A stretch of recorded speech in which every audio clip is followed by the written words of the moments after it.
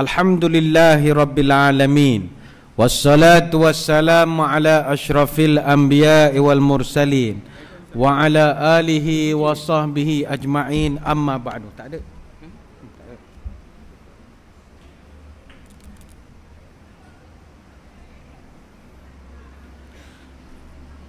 Yang berusaha saudara pengacara majlis, seterusnya warga kerja dan para sukarelawan Masjid Al-Istiqamah, tuan-tuan guru, para alim ulama, para habaib, muslimin muslimat yang dirahmati Allah sekalian.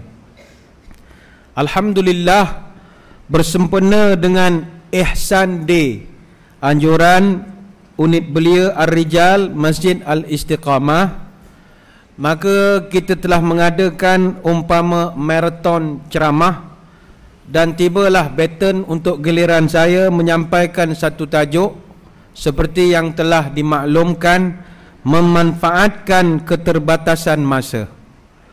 Muslimin muslimat yang dirahmati Allah, bagi kita orang Islam, hampir majoriti kehidupan kita ini dikaitkan dengan masa. Seluruh ibadat kita dikaitkan dengan masa. Kalau solat tak boleh suka-suka hati, ada masanya. Solat pun dipanggil solat 5 waktu atau solat 5 masa. Tak boleh buat semayang zuhur waktu malam, tak boleh. Subuh ada waktunya, ada waktu afdalnya, ada waktu yang dimakruhkan, macam-macam. Kalau subuh masuk 5.36 pagi, apa hukum semayang pukul 6.35 pagi, terbalik. Masuk subuh 5.36, kita semayang 6.35. Apa hukumnya? Dia semua perbahasan tentang soal waktu. Begitu juga puasa bulan Ramadan.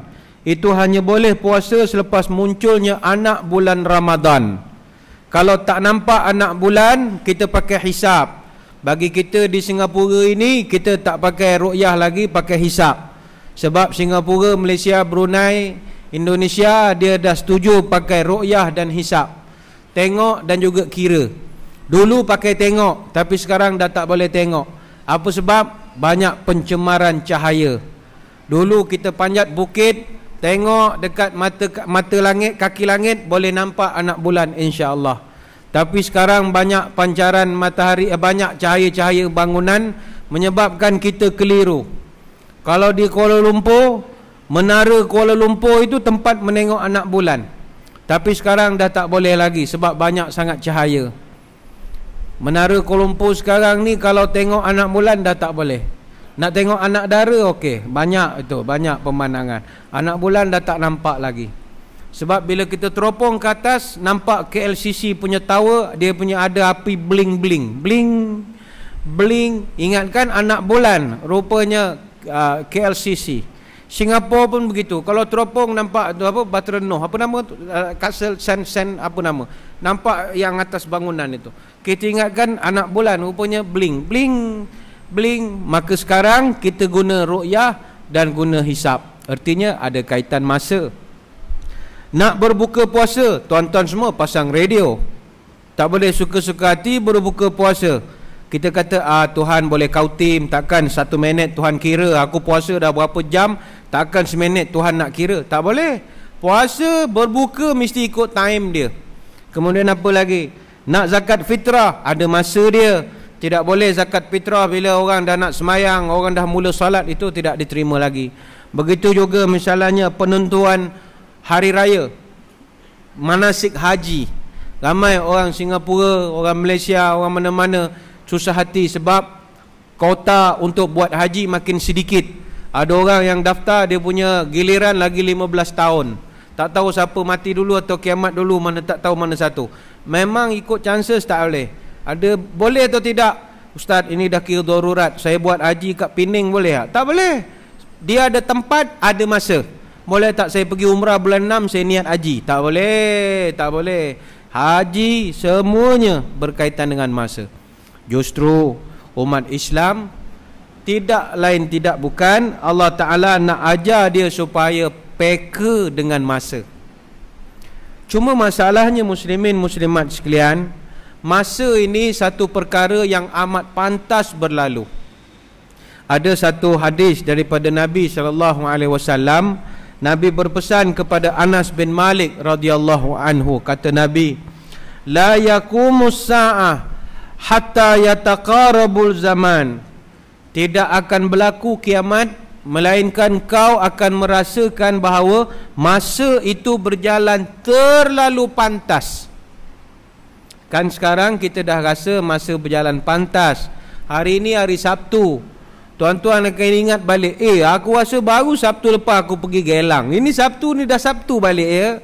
Ini Senin dah nak kerja semula. Aku rasa baru lagi sembahyang Jumaat, baru dah nak kerja. Ini orang malas kerja lah. Dah nak Isnin lah. Kita tak sedar masa berjalan pantas. Bagi kita duduk di kota besar sebegini, 30 minit, 40 minit itu benda yang pendek bagi kita. Macam kita call kawan ajak urusan, jom pergi keluar, boleh bagi aku setengah jam, no problem. Bagi kita no problem setengah jam, sebab kita tahu masa sekejap saja. Tapi kalau orang kampung setengah jam, dia tidur dululah, sebab dia rasa lama sangat. Kita duduk di bandar, masa terlalu pantas berjalan. Sehingga kan kata Nabi, watakunus sanatu kasyahri. Manusia akan datang satu keadaan dia merasakan setahun itu umpama satu bulan. Setahun dia rasa sebulan aja. Kita meningkat umur jadi 72. Sekejap ya aku dah 72. Tahun lepas aku 71. Mana sekejap, setahun 300 hari lebih. Tapi sebab masa berjalan pantas, rasa pantas nak sampai tahun ini. Kemudian Nabi sambung lagi, wasyahru kal jumu'ah. Satu bulan dirasakan satu minggu saja. Itu tanda nak kiamat. Watakunul juma'atu kal yaum. Seminggu dirasakan satu hari saja. Sekejap saja. Dah nak Isnin dah ya. Dah nak Ahad dah ya. Dah nak Isnin dah ya. Sekejap saja. Kemudian kata Nabi, wa yakunul yaumu kas-sa'ah. Sehari rasa satu saat sahaja. Wa takunus sa'atu kal darmati bin nari. Dan satu saat itu nanti dia akan sampai peringkat cepatnya kita rasa seperti petikan api saja. Macam api lighter. Satu second lebih pantas, lebih sama macam api lighter saja. Hadis riwayat Imam Tirmizi. Berdasarkan hadis ini kita akui benar bahawa masa memang berlalu pantas, dan itu semua tanda-tanda hari nak kiamat. Masa berjalan terlalu pantas. Dia orang rasa masa berjalan lambat ni dua keadaan je. Pertama masa nak berbuka puasa, yang kedua dengar syarahan. Itu rasa lama itu keadaan. Tapi selain daripada itu sekejap saja. Hindustan 3 jam tak ada rasa pun. Siap nangis lagi. 3 jam. 3 jam. Kalau bawa kereta boleh sampai Melaka. Punyalah jauhnya. Tapi sebab Hindustan, ceramah 45 minit, 50 minit macam nak bunuh diri. Aduh lamanya. Aduh. Apa sebab? Psikologi. Baca Quran, nak tunggu berbuka pun sama. Berbuka 7-10 minit.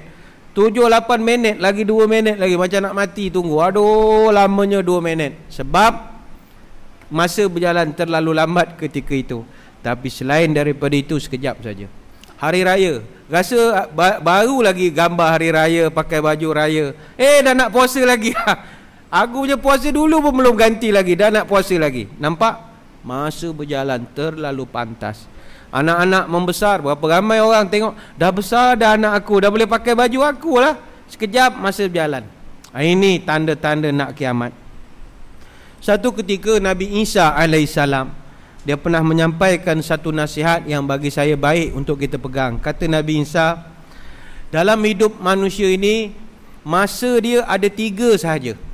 Pertama, amsi madha ma biyadika minhu syai'. Masa yang berlalu dan kau tak akan dapat ulang lagi masa itu. Puan-puan, tuan-tuan, zaman muda tak akan ulang balik. Walaupun boleh taruh kolagen ke, vitamin C ke, cocok sana cocok sini, makan tempe ke, tapi dari segi benda lain tak boleh ubah. Kudrat kita punya aktif kita tak boleh lagi. Muka nampak macam muda, tapi ajak main bola, belum tentu boleh main bola. Boleh main, kena ada ambulan lah ready, nanti takut jantung ke apa ke. Kita tak boleh. Masa yang berlalu tak akan datang balik. Walaupun kau memiliki teknologi paling canggih, masuk time tunnel pergi pas, tak boleh. Dia mesti yang berlalu biarkan berlalu. Wa ghadan la tadri an tudrikuhu am la. Yang kedua kata Nabi Isa, yang pertama tadi hari semalam takkan datang lagi. Yang kedua kata dia hari esok engkau tak tahu engkau akan jumpa atau tidak hari itu. Dan yang ketiga kata dia wa yaumun anta fihi faqtanimhu. Dan yang ketiga hari yang kau sedang berada padanya maka gigitlah sekuat-kuat hati. Macam sekarang kita sedang berada dalam masjid Al-Istiqamah pada tanggal 20 hari bulan April 2013. Gigitlah suasana ini segigit-gigitnya. Sebab masa ini tak akan datang lagi sampai bila-bila. Muslimin muslimat yang dirahmati Allah. Soal sekarang, bagaimana kita nak manfaatkan keterbatasan masa kita ini? Masa tidak panjang. Pada kesempatan keterbatasan masa ceramah kita ini juga, saya ingin bawakan beberapa tips bagaimanakah Nabi SAW membahagikan masa dalam kehidupan baginda. Mudah-mudahan boleh dijadikan panduan kepada kita. Yang pertama kata ulama, Nabi ini dia secara umum membahagikan masanya kepada 4. Ada setengah mengatakan 5. Yang pertama, Nabi membahagikan masanya untuk solat, munajat dan zikir. Itu memang ada peruntukan special. Nabi letakkan dalam bajet harian dia untuk waktu dia solat, munajat dan juga zikir. Nabi ini dia tak sama macam kita. Sebab Nabi kalau ibadat luar biasa. Kita ibadat sekadar melepaskan kewajipan. Nabi tidak. Saya bawa satu contoh. Pernah satu sahabat bernama Huzaifah Al-Yamani radhiyallahu anhu, dia menceritakan, pernah satu ketika aku datang ke masjid, aku nampak Nabi solat sunat. Aku baru nak semayang belakang Nabi, tiba-tiba aku dengar Nabi baca dalam solat dia yang menyebabkan aku tak sanggup nak follow. Apa sebab? Nabi ni bila semayang, Masya Allah, kata Huzaifah, mula-mula lepas dia angkat takbir, dia baca Fatihah. Selepas dia membaca Fatihah, habis ghairil maghdubi alaihim waladdallin, amin, bismillahirrahmanirrahim, alif lam mim. Kata Huzaifah, aku ingatkan dia baca 20-30 ayat saja, rupanya tidak. Lepas Fatihah dia membaca surah Al-Baqarah 286 ayat, 3 juzuk. Rakaat pertama Nabi baca 286 ayat. Maknanya kalau surah Baqarah dia ada 6221 kalimah, 25,500 huruf untuk rakaat pertama sahaja. Kata Huzaifah, selepas selesai dia baca Al-Baqarah, aku menyangka Nabi nak rukuk. Tidak, sambung lagi surah Ali Imran. Baca lagi surah Ali Imran. Ali Imran berapa ayat? 200 ayat. Dia ada 2 juzuk dalam surah Ali Imran, ada 2 juzuk. Habis surah Ali Imran, kata Huzaifah, aku ingat Nabi nak rukuk. Tidak, Nabi sambung lagi surah An-Nisa, ada 176 ayat. Di dalam ini ada 3 juzuk. Maknanya tuan-tuan sekalian, total Nabi dalam satu rakaat dia boleh baca 662 ayat dalam rakaat pertama sahaja.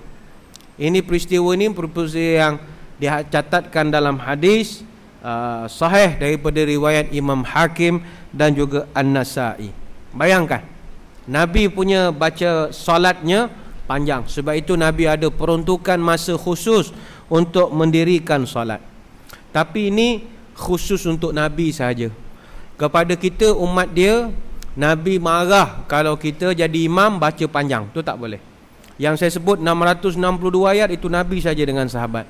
Imam tak boleh. Sebab Nabi pesan, iza a'amma ahadukum nas falyukhaffif. Kalau umatku jadi imam, ringankan solat. Jadi kepada imam, jangan baca panjang-panjang. Orang marah nanti. Sebab orang banyak kerja. Imam barangkali itu kerja dia. Orang lain ada kerja lain, parking macam-macam. Imam ada special parking. Ini bukan masjid sini, masjid tempat lain. Imam ada special, dia ada allowance macam-macam. Tapi orang awam tak, mereka ada kerja. Hari Jumaat jangan baca panjang-panjang. Tapi itu risiko jadi imam lah. Jangan baca panjang.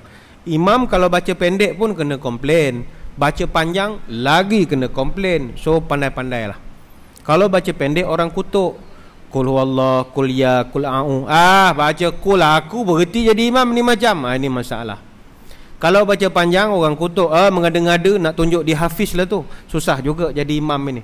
Jadinya baca sederhana-sederhana saja. Kalau baca panjang sangat nanti kena komplain susah. Ada satu imam, dia semayang, dia baca surah pendek lah. Dia baca Iza ja'a nasrullah wal fath, macam yang basic-basic lah. Jadi ada satu makmum sudah komplain, oh imam, kalau sekadar baca surah pendek-pendek tak payah jadi imam lah. Aku pun boleh jadi imam kalau macam ni. Imam ni pun dah angin satu badan. Dia tengok budak-budak muda yang komplain. Korang jangan pandai komplain. Kalau korang terror, kau jadi imam lah. Kau sedap sangat komplain orang tua-tua. Orang muda-muda ni, unit Ar-Rijal ni lah, dia pun marah juga. Oh, nak suruh kami jadi imam? No problem, tomorrow night kami jadi imam. Malam esok geng-geng Ar-Rijal ni jadi imam. Orang muda duduk depan. Allahu Akbar. Orang tua-tua semua jadi makmum. Bila dia jadi imam, niat dia nak tunjuk dia bagus, Tuhan tarik kelebihan. Bila dia baca surah Sabbisma rabbikal a'la sampai kepada ayat wa yatajan, dia diam. Dia sambung balik. Wa yatajan, dia diam. Rupanya dia tak ingat ayatnya. Wa yatajannabuha tu dia tak ingat. Dia duk recall balik, apa wa yatajan, wa yatajan, wa yatajan. Dia batuk sikit. Minta makmum belakang tolong sambung. Makmum belakang ni semua pakai jubah serban, orang tua-tua semualah. Tapi yang jubah serban ni semua veteran pop ye semua ni. Semua pun bukannya Al-Hafiz, Al-Hapus, semua ni bukan. Lagu Jepridin dia apalah, Curing Mambu ke apa ke. Semua buat-buat pekak sajalah. Pandai engkau lah imam, aku pun tak tahu ayat tajan apa. Semua tak tahu. Akhirnya barulah imam tahu susahnya jadi imam. Ada satu makmum lain pula duduk belakang, dia boleh sergah imam dari belakang. Imam ni dari tadi wayatajan, wayatajan, wayatajan. Datang makmum lain pula, dia boleh jerit dari belakang. Rukuk je lah imam, dia pun rukuk saja. Ketika dia rukuk, dia baru terfikir, aku ni imam, mana boleh dengar cakap makmum, ini dah salah ini. Patutnya buatlah degil sikit. Dia baru terfikir. Jadi bila dia fikir-fikir, dia jadi marah. Imam ni cepatkan semayang dia. Assalamualaikum warahmatullahi wabarakatuh. Dia pusing belakang. Dia boleh cari, siapa marah aku tadi? Siapa suruh aku rukuk tadi, angkat tangan? Budak yang suruh tu, unit Ar-Rijal tu, rakaat kedua dia dah lari dah, takut dengan imam. Imam ni garang, orang semua takut. Itu sebab baca jangan terlalu panjang, jangan terlalu pendek. Saya bila tengok majlis ini dikendalikan oleh unit Ar-Rijal, saya teringat dulu saya pernah hadir satu majlis. Majlis itu dia buat program Bilal muda. Biasa orang buat program imam muda, ini Bilal muda. Datanglah anak-anak muda ni semua, kursus lah, panggil Bilal-Bilal masjid yang veteran-veteran yang pandai-pandai ni, azan. Dia pun belajar. Sebelum kita serapkan dalam kursus, kita buat selection dululah, pilih mana yang layak. Nanti kalau suara dia deftone tak boleh juga jadi Bilal. Allah tak boleh. Dia kena ada suara sikit, lantang, nyaring. Jadinya bila kita nak select yang terbaik tu, kita buat temuduga sikit lah. Macam-macam PL lah orang. Sebab ialah azan ni jarang kita buat kan. Solat semua orang buat. Azan mana ada orang buat semua-semua orang. Bilal masjid saja yang buat. Imam pun tak pernah azan. So bila kita test, okey, sila azan dulu, kita nak dengar. Ada yang kita dah bagi jadual, yang nak azan ni takut ni. Ada yang datang jumpa, ustaz, boleh minta dia punya skrip tak? Skrip apa? Skrip azan lah. Saya kalau tak ada skrip, saya tak boleh. Wording dia, wording. Saya tak hafal lah ustaz. Azan pun mau hafal. Saya panik ustaz, tak boleh. Mesti mau ada wording sikit lah. Kami pun tulislah wording, Allahu Akbar ni berapa kali, ni 2 kali, ni 3 kali, 4 kali. Hari esok dia pun audition lah. Pegang skrip mau. Allahu Akbar 2 kali. Asyhadu an la ilaha illallah 2 kali. Itu macam memang betul-betul dia tak tahu pasal azan. Itu dia buat kursus Bilal muda. Bila tengok ramai orang muda, saya ingat buat kursus Bilal muda. Hancur sungguh. Baik, balik kepada tadi. Nabi memang dalam sehari dia peruntukkan masanya satu hari untuk solat, zikir dan juga munajat. Berbeza dengan kita manusia, menurut satu kajian, kita hari ini solat 1 rakaat 2 minit sahaja. Per rakaat, bukan per solat. 1 rakaat kebiasaannya average orang biasa-biasa 2 minit sahaja. Cuba tuan-tuan, ibu-ibu, puan-puan bayangkan, kalau sehari kita per rakaat 2 minit, berapa masa tempoh kita habiskan untuk ibadat pada Allah? Ada satu kajian dibuat baru-baru ini, saya nak share dengan tuan-tuan. Dalam sehari kita solat berapa rakaat? 17 rakaat. Baik, kalau 2 minit per rakaat, ini bererti kita darab dengan 17 rakaat, kita solat sehari 34 minit sahaja satu hari. Kalau average per rakaat 2 minutes, mana average 24 hours kita semayang 34 minit saja satu hari. Kita kaji lagi. Kalau seminggu 7 hari, maknanya sehari kita buat 34 minit. Okey, kita darab. Dalam seminggu, makna kita solat menghadap Allah sebanyak 238 minit sahaja. Kita kira lagi. Kalau sebulan, ada 4 minggu. Kita darabkan 238 minit, darab 4 bersamaan 952 minit satu bulan. 952 minit satu bulan. Kalau setahun yang tadi 952 minit sebulan, kita darab dengan 12, kita akan dapat 11,424 minit. Kita kira lagi. Kalau kita tukar kepada mod jam, iaitu saya sebut minit, kita tukar kepada jam, 11,424 minit itu bersamaan 190.4 jam. Kita kira lagi. Maknanya setahun kita hanya semayang 190.4 jam saja. Kita tukar jam tadi kepada mod hari pula. Maknanya kita hanya perlu solat dalam setahun 7.93 hari saja setahun. Sebenarnya setahun kita semayang 8 hari saja. 8 hari. Kita rasa banyak dah semayang 5 waktu satu hari. Tapi dengan kiraan yang orang buat, sebenarnya kita semayang setahun 8 hari saja. Apa masalahnya? Yang Allah bagi lagi banyak, dia minta 8 hari setahun semayang pun kau susah ke? Bukan suruh baling kelapa atas jalan, suruh semayang saja. Masuk aircon, ada kipas apa semua. Sangat mudah. 8 hari setahun average. Kalau kita kira ya, katakanlah umur 60 tahun. Ni sini saya nampak ada yang umur 60-an, 6 series. Umur 60 tahun, katalah tolak 10 tahun. Zaman noti-noti kita tolak 10 tahun. Diskaun lah, tinggal 50 saja. Kalau 50, yang tadi 190.4 jam, setahun darab 50. Darab 50, kita dapat 9,520 jam dalam tempoh 50 tahun. 9,520 jam itu bersamaan 396.7 hari saja. Maknanya tuan-tuan yang umur 60 pada pagi ini, tuan-tuan semayang start daripada umur berapa tahun? Misalnya umur 20 tahun ataupun umur 15 tahun. Sampai sekarang tuan-tuan baru solat sekitar 340 hari saja. Baru 340 hari umur 60. Justru itu ibu-ibu, tuan-tuan sekalian, sukarkah kita beribadat pada Tuhan? Jawapan tidak sukar. Sangat sedikit yang Tuhan minta kepada kita, namun kita terasa sangat panjang. Itu yang pertama. Nabi peruntukkan masa untuk solat, zikir dan munajat. Yang kedua, kata ulama, dari segi pembahagian masa, Nabi peruntukkan masanya untuk muhasabah.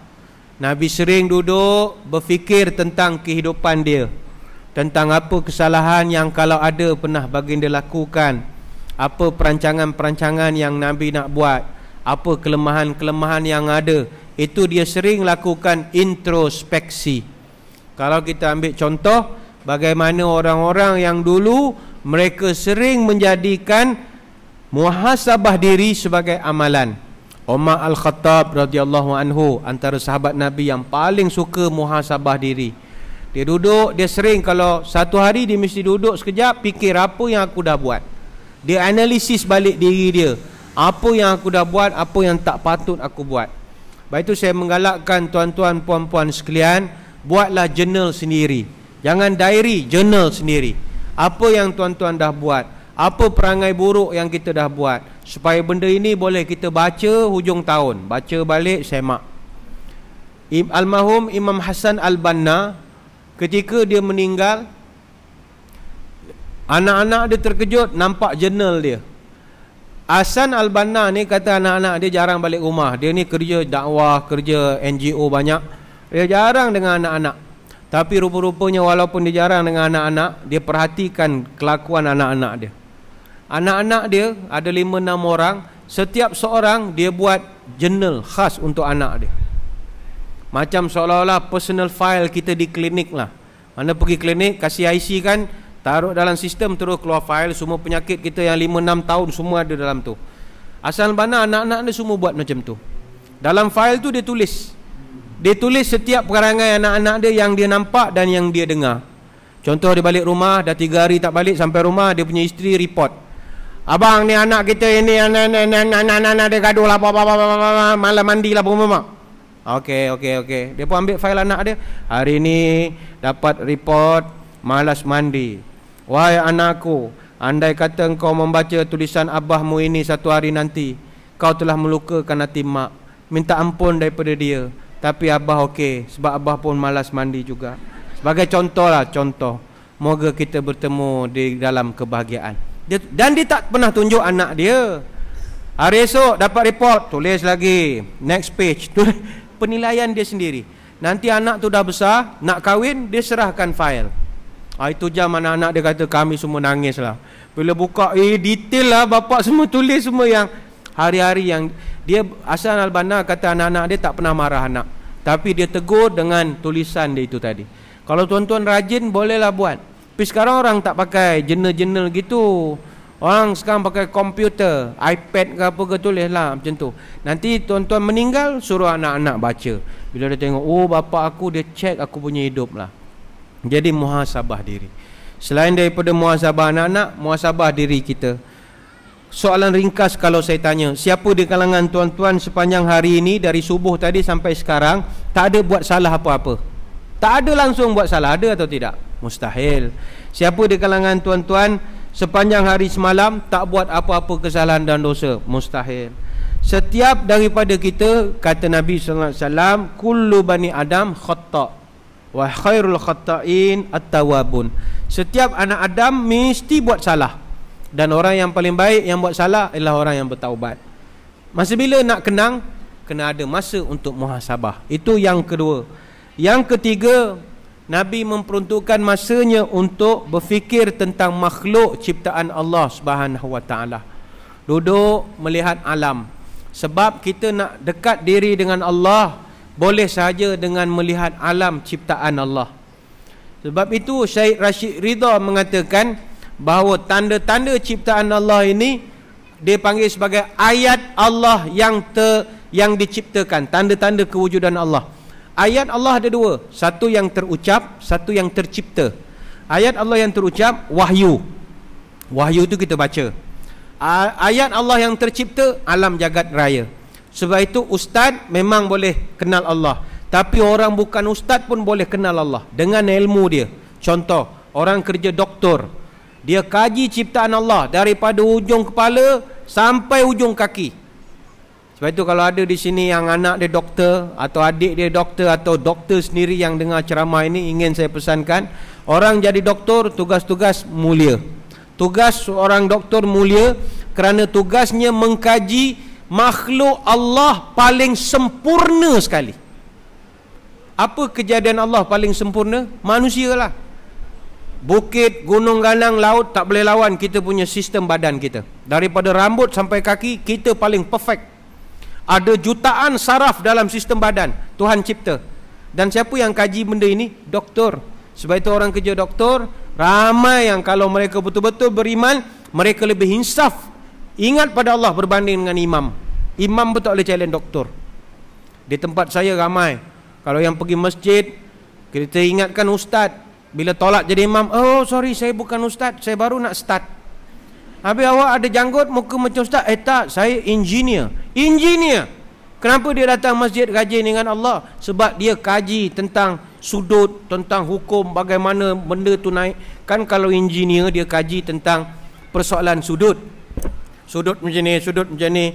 Engineering, dia kaji macam mana besi boleh naik atas langit. Itu kerja engineer lah. Besi boleh naik atas langit lah. Ya Allah, kita baling besi mesti jatuh punya. Engineer dia boleh buat besi terbang sampai Kuala Lumpur. Besi dia baling, terbang. Itu kapal terbang. Macam mana boleh terbang? Kapal terbang bukan kapas. Siapa yang fikir? Engineer.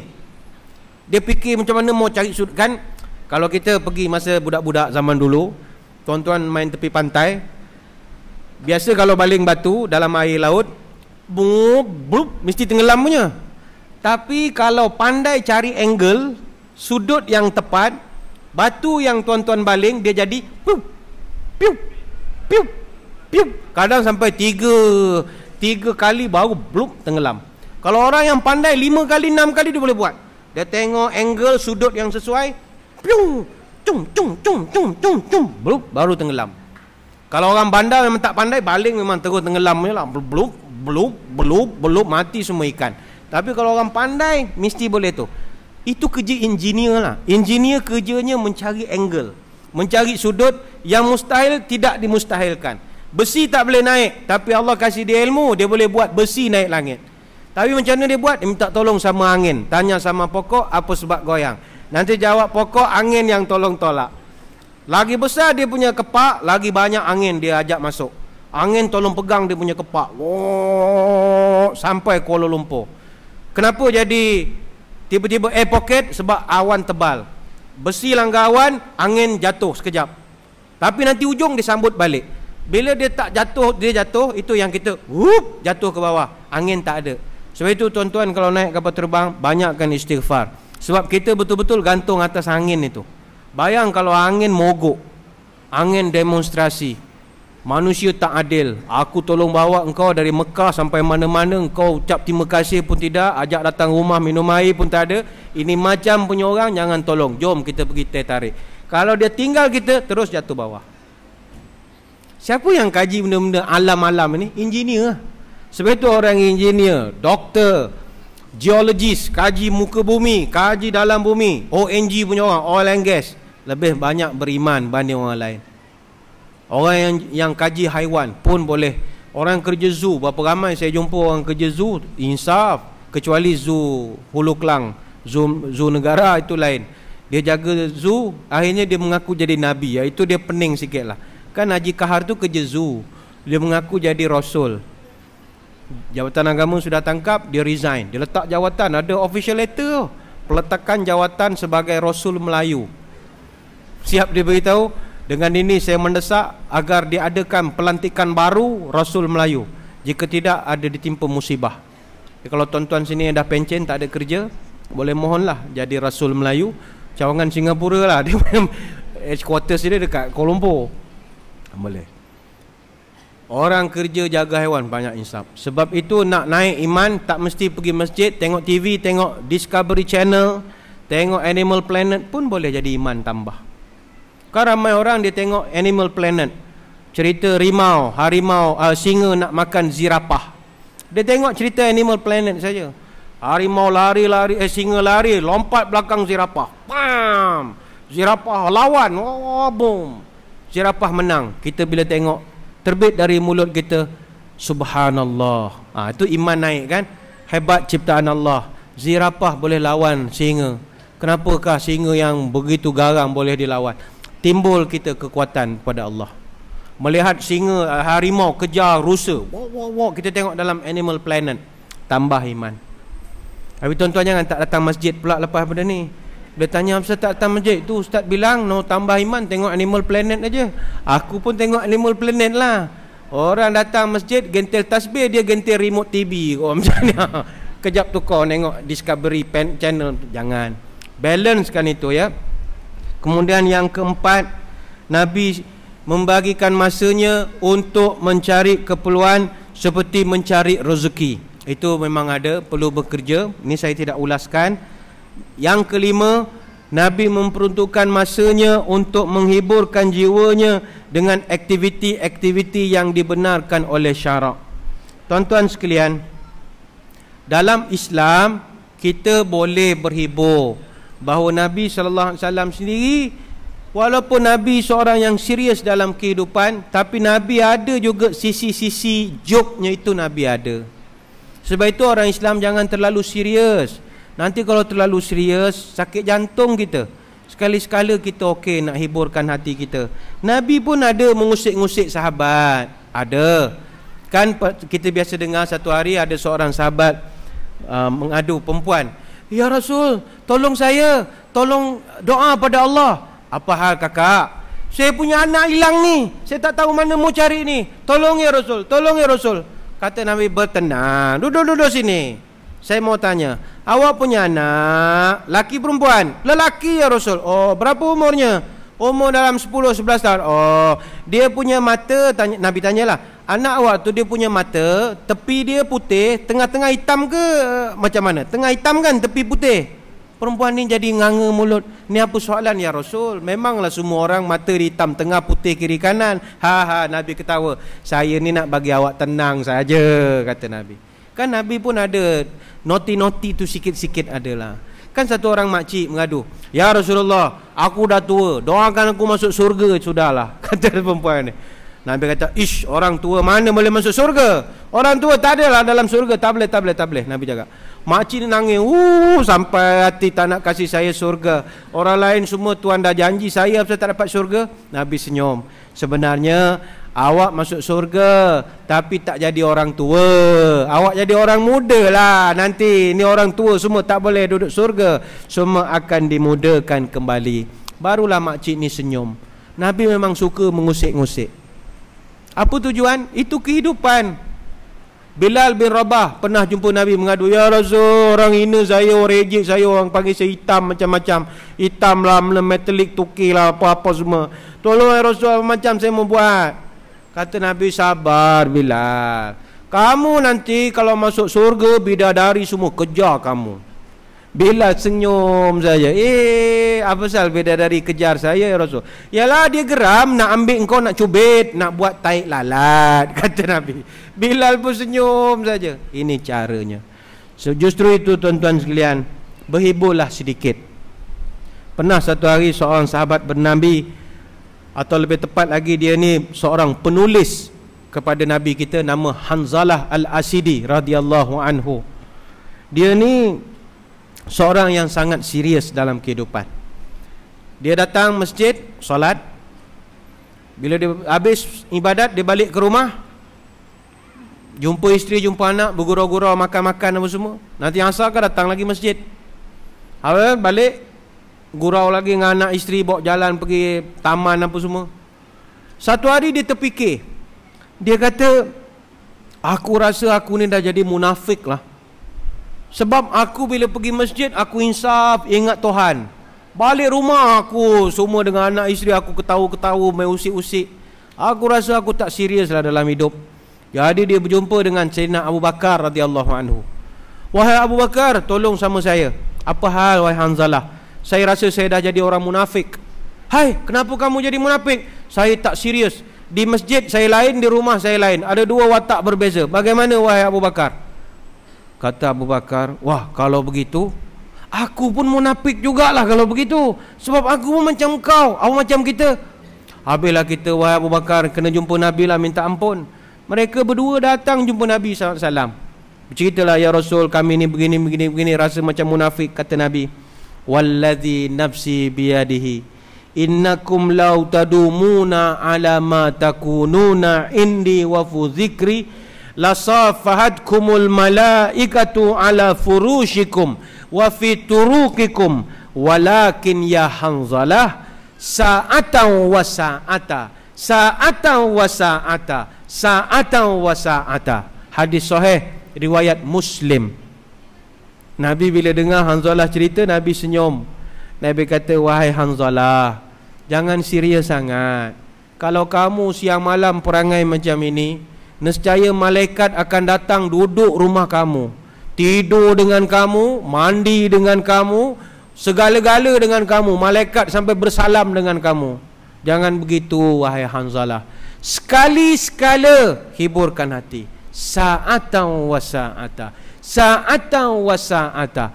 Sekali-sekala chill, sekali-sekala cool, sekali-sekala senyum-senyumlah sikit. Apa salah bergurau? Oh jangan, kita orang Islam. No, tak bergurau, duduk surau lah, surau RNR, duduk saja.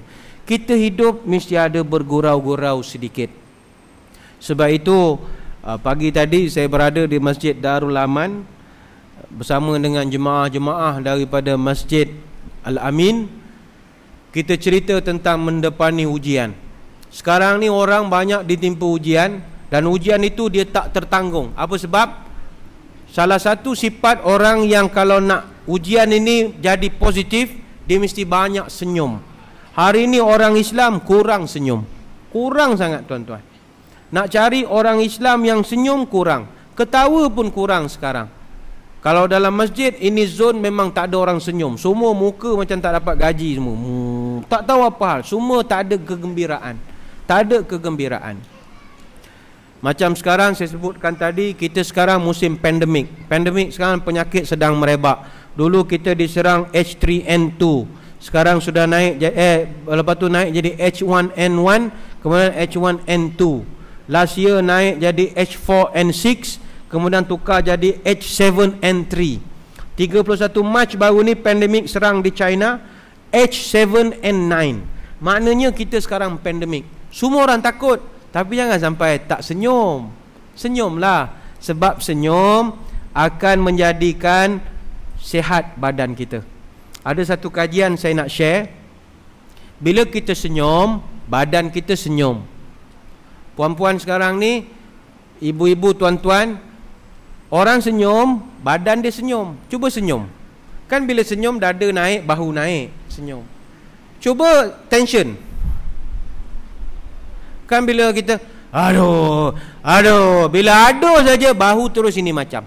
Tapi bila senyum, terus naik. Badan kita ada kaitan dengan senyum kita. Jaranglah orang senyum.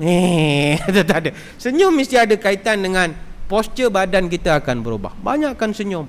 Lagi banyak senyum, lagi tegak kita duduk. Kalau kita dah macam tu, itu kita sedang stres, sedang mengantuk. Dan orang buat kajian, emosi kita sangat mempengaruhi fisiologi kita. Tuan-tuan yang sedang stres, kalau banyak lagi stres, badan mesti sakit punya. Tapi kalau happy, kita akan happy. Apa yang kita fikir trigger kepada badan kita. Contoh, puan-puan, ibu-ibu, tuan-tuan, cuba sekarang bayangkan jeruk kelubi, asam boy, limau masam. Cuba bayangkan jeruk betik. Cuba bayangkan yang oren-oren tu. Apa jadi pada fisiologi? Air liur keluar. Apa kaitan bayangan dengan air liur? Ini sebab apa yang kita fikir pergi kepada fisiologi tubuh badan kita. Kalau tuan-tuan stres sangat, nanti badan kita pun stres sangat. Ni dah tengah hari kan, cuba bayang nasi biryani. Apa jadi pada badan kita? Terus ke bulu. Krak-kruk. Cuba bayangkan orang muda-muda dia suka KFC. KFC yang Korea punya perasa baru punya tu, ada sesame punya tu. Oh memang so. Bila kebayang, jadi lain macam. Apa pasal? Apa yang kita fikir, dia akan pergi kepada fisiologi.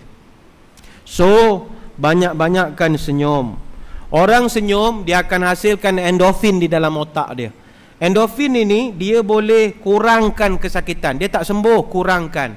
Contoh, kita terkena terluka lah, kena pintu ke apa ke, tak terluka. Kalau kita lagi nangis, itu darah keluar sama macam air mata.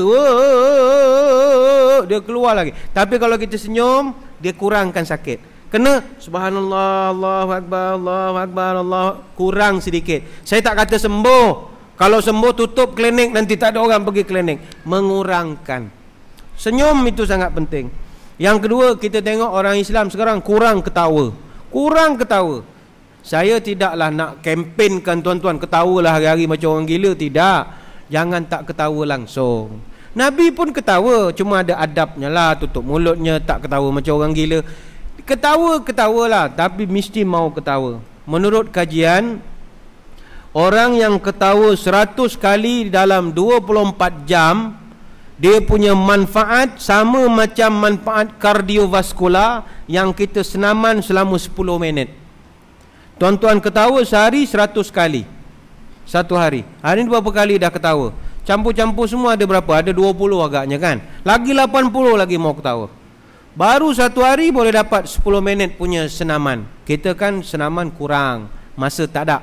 Kalau tak ada masa, ketawa. Macam mau ketawa Ustaz, saya duduk rumah apa mau ketawa? Kalau ada ceramah bolehlah ketawa sikit-sikit. Rumah apa? Pasang P-Ramlee, tengok Nujum Pak Belalang, tengok cerita Tiga Abdul. Jangan tengok cerita ibu mertuaku, nanti nangis lagi panjang lagi. Yang sedih-sedih banyak. Yang ketawa-ketawa tu ada. Tengok Charlie Chaplin, The Three Stooges. Dia boleh mendatangkan ketawa sedikit. Dan ketawa itu sangat penting sebab menurut kajian, budak-budak umur 4 sampai 6 tahun, kenapa mereka ni kurang dapat penyakit yang kronik? Sebab budak-budak umur 4 sampai 6 tahun, mereka ketawa satu hari 300 kali satu hari. Satu hari 300. Orang dewasa macam kita, sehari berapa banyak kita ketawa? 17 kali saja satu hari. Itu sebab banyakkan ketawa. Bukan niat nak bergembira sangat, bukan. Nak tenangkan jiwa. Sedang traffic jam misalnya, sedang sendat padat dekat highway, kalau nak dilayan sangat sakit jantung kita, apa buat? Ketawa je lah. Ha ha ha ha ha. Padan muka aku. Siapa suruh masuk Johor masa ini? Ha ha, suka je. Ketawakan diri sendiri. Ketawakan diri sendiri. Walaupun ada pensyarah ustaz bagi tahu jangan banyak ketawa, akan butakan hati kita. Itu kita tak nafi. Itu kalau ketawa macam mafia punya ketawa. Ha ha ha ha. Macam lanun. Ha, itu ketawa salah. Ini kita ketawa untuk nak merehatkan hati kita yang penat ini. Saya teringat kata-kata Sayyidina Ali radhiyallahu anhu. Kata Sayyidina Ali, kita punya hati kita ini sama macam jasmani yang lain. Badan, tangan, kaki apa semua. Ada masa dia penat, justru rehatkan. Hati kita pun perlu direhatkan. Apa cara? Hiburkan dia.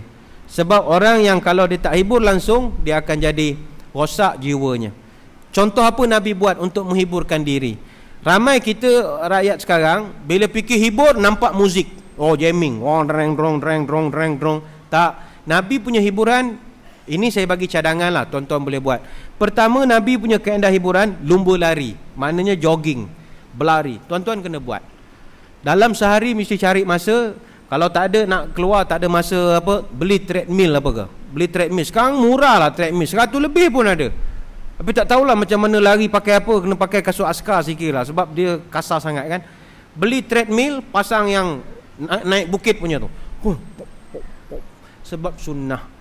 Seorang sahabat Nabi yang biasa mengadakan lumba lari di zaman Nabi menceritakan, mereka sering buat tournament lumba lari. Dan Nabi sering masuk pertandingan itu. Dan kalau Nabi tak masuk kerana faktor Rusia, Nabi sentiasa membenarkan sahabat-sahabat mengadakan maraton sesama mereka.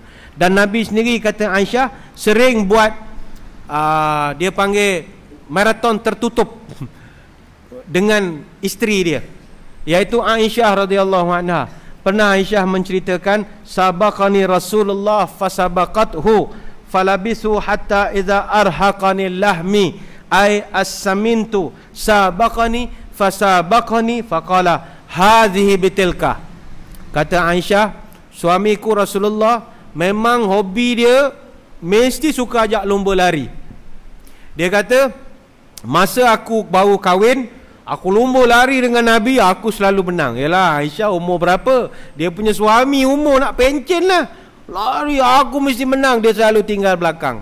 Tapi kata Aisyah, hatta iza arhaqani ay samintu.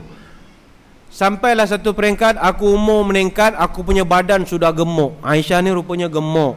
Dia badan dia banyak lemak, banyak tu barangkali gemuk. Jadi Nabi masa tu dia tengok aku dah gemuk, Nabi ajak jogging. Aisyah, jom kita lari lagi nak. Aisyah pun ikutlah Nabi lari. Ini jam Nabi menang lah, dia kata. Asyik Nabi menang aja. Esok lumur lagi Nabi menang. Aisyah tanya, lajulah awak lari. Kata Nabi, yang ini nak balas yang dulu asyik kalah. Sekarang saya sudah menang lah. Kita dah seri lah sekarang. Awak jangan cerita pada orang saya kalah. Sekarang saya sudah menang. Jadi kalau tuan-tuan, apa pelajaran hadis ini? Kalau nampak isteri gemuk, jangan komplain. Ajak dia jogging aja. Nanti balik petang, tengok dia punya badan, tengok dia punya punggung sama pinggang sudah sama besar. Kita pun jangan komplain, awak ni gemuk lah. Kecil hati dia. Awak punya perut macam kerbau lah. Jangan, kecil hati dia. Apa cara? Nanti lepas pukul 5.30 cari seluar tracksuit apa semua, yang jom pergi jogging bawah. Apa abang ajak jogging? Jomlah teman saya. Sebenarnya dia nak tegur, badan sudah berisi. Itu cara Nabi buat. Jogging lah. Itu cara hiburkan hati. Yang kedua, dalam satu hadis riwayat Abu Daud, Nabi dalam sehari mesti ada peruntukan riadah, iaitu antara riadah yang Nabi suka gusti. Gusti jangan bayang wrestling. Wrestling yang TV3 malam Jumaat pukul 11 itu, wrestling pakai spender itu tak betul. Ini gusti macam yang kalau kita sekarang ni macam apa ya? Macam karate, macam karate do, taekwondo macam tu. Nak tumbangkan orang. Itu caranya. Dan di zaman Nabi dulu di Madinah ada seorang penggusti yang terkenal namanya Rukanah. Dalam hadis sahih mencatatkan Nabi pernah berlawan dengan Rukanah dan Nabi menang. Sayyidina Ali pun selalu gusti sama Rukanah. Rukanah ni memang seorang ultimate warrior dia zaman itulah. Austin power punya, memang power betul lah. Memang dia kuat, tapi ada masa dia kalah. Yang ketiga Nabi selalu buat adalah memanah. Jadi kalau siapa ada masa, archery, main dart pun boleh. Buat apa saja asalkan riadah. Ini Nabi buat. Nabi buat riadah. Main dart tu biasalah kan. Kalau main dart ni bagus. Bagi saya itu latihan untuk pergi buat haji nanti. Sebab kita orang latihan melontar ni, dia melontar jamrah. Bismillah Allahu Akbar, Bismillah rajman li syayatin. Dia 7 kan? Bismillah Allahu Akbar. Nanti kalau dia latih dart tu hari-hari, nanti kalau pergi melontar tepat kena tu. Ni nak balik orang Turki kena, baring orang Iran kena, semua kena. Bismillah Allahu Akbar, tu 3 poin. Bismillah. Ni melontar yang Aqabah betul kan? Bukan melontar sunat tu lah, bukan melontar wajib. Kemudian apa lagi? Nabi yang keempat, kata ulama, dia paling suka menunggang kuda, memacu kuda. Bukan main kuda, tikam kuda tu bukan. Dia memacu kuda. Kedekuk. Kalau main kuda tu berdosa. Apa ni? Judi. Tuan-tuan, saya nak pesan satu perkara. Judi ni satu-satunya dosa yang siapa cakap nak buat tapi tak buat, dia kena kafarah. Dia saja gurau-gurau saja. Kalau dia gurau pun dia kena bayar. Kata Nabi, man qala li sahibi ta'ala uqamirka falyatasaddaq. Hadis riwayat Bukhari Muslim. Siapa-siapa yang bilang sama kawan dia, jom kita pergi kasino, kita main judi, nanti kalau kaya kita sedekah masjid, buat lift baru, taruh lagi bling-bling. Okey tak? Sebenarnya tak nak pergi, gurau saja. Siapa gurau nak berjudi, dia kena sedekah. Berapa sen? 50 sen. 50 sen dia kena sedekah.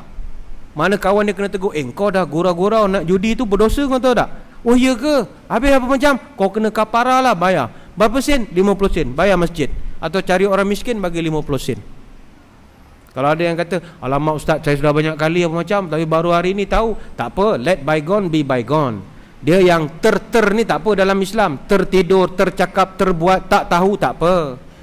Tapi kalau dah tahu, tak boleh. Judi tak boleh gurau. Tak boleh gurau. Minum boleh gurau lagi. Nasi biryani, minum apa? Kasbek lah. Boleh gurau-gurau gitu. Saja main saja. Boleh gurau. Tapi judi, no. Jom pergi JB, buat apa? Kita beli nombor lah. Satu besar, satu kecil. 62, 62, 32, 32. Mana tahu dapat. Lepas tu kita semayang hajat lah ke Masjid Abu Bakar. Mana boleh gurau-gurau? Tak boleh gurau-gurau. Kena bayar 50 sen. Sebab pelepas untuk mulut yang terlepas cakap. Yang kelima, kata ulama, Nabi spend masa dia untuk memburu. Nabi sangat suka berburu.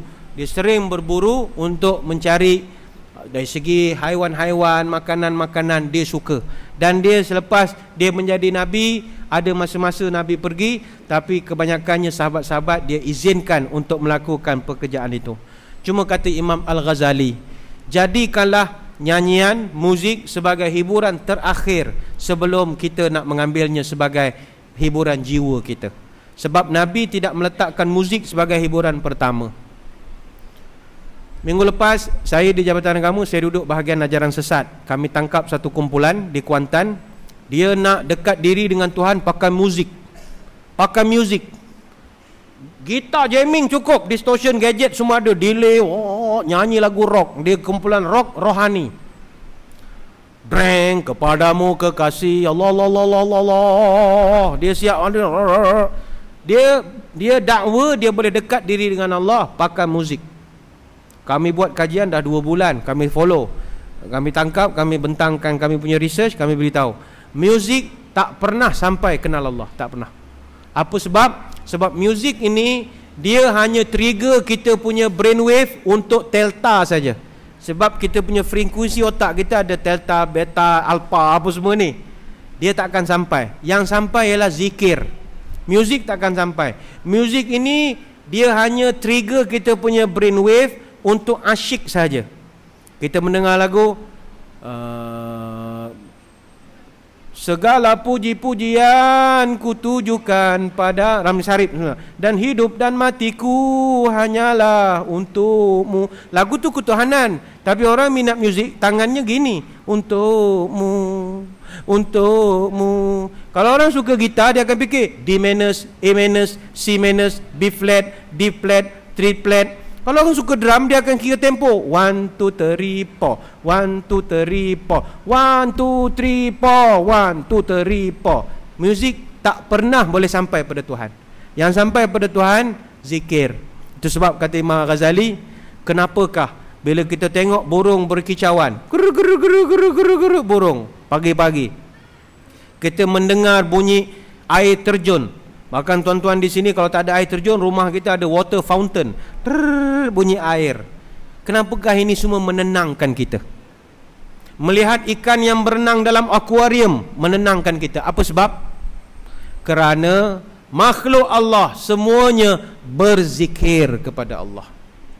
Dalam muzik tidak ada, kecuali lagu tu subhanallah subhanallah subhanallah subhanallah subhanallah subhanallah subhanallah, itu pun melalaikan lagi.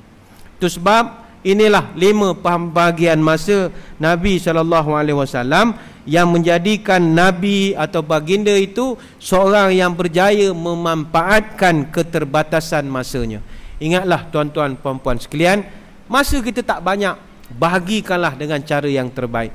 Ikut saja kaedah Nabi tadi, bahagikan masa untuk ibadah, semayang, wirid dan zikir kita. Yang kedua, kita bahagikan masa untuk fikir tentang diri kita sendiri, apa yang aku dah buat, apa yang aku nak jadi akan datang. Yang ketiga, fikirkan apakah perkara-perkara yang kita nak bertaubat kepada Allah Subhanahu Wa Taala dari segi nak muhasabah diri ini. Kemudian hiburkan sedikit jiwa kita ini. Kemudian jangan lupa wujudkan dalam hidup kita nak melihat ciptaan-ciptaan Allah. Kalau ada rezeki lebih, berjalanlah merentasi penjuru muka bumi ini. Tengok negara orang, pergi Spanyol, pergi Batam, pergi Thailand, pergi Vietnam sebagai contoh. Tengok tempat orang, dia akan dapatkan suatu ketenangan jiwa daripada segi mengenali budaya hidup yang berbeza.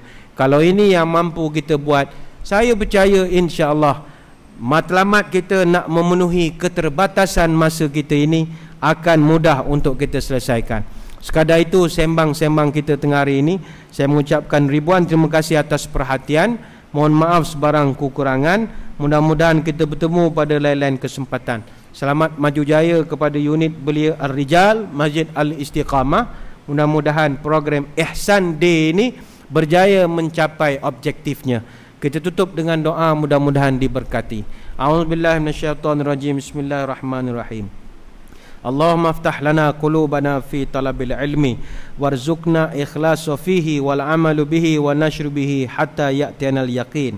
Rabbi zidna ilma wa wasi' fi rizqina wa barik lana fima razaqtana waj'alna mahbuban fi qulubi ibadika wa azizan fi uyunihim waj'alna wajihan fid dunya wal akhirah wa minal muqarrabin ya katsiran nawal ya hasanal fi'al ya qa'iman bila zawal ya mubdi'an bila misal, falakal hamdu wal minnatu wasyarafu ala kulli hal. Sallallahu ala sayyidina Muhammad wa ala alihi washabbihi wasallam.